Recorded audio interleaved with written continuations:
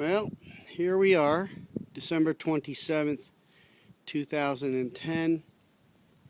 We had a pretty good snowstorm overnight. You can see here, it's quite a lot of snow, well over a foot on the Jeepy here. And it's been so windy that probably quite a bit has blown off. You can see here, there's a distinct line between the newer, lighter snow and the snow that fell earlier that has become compressed. And that's how avalanches happen, when there's a slip zone. Anyway, Paul's over here somewhere. There he is. He's playing around. Looks like the landlord came and did some snow blowing, at least one cut up the driveway, which is all we really need.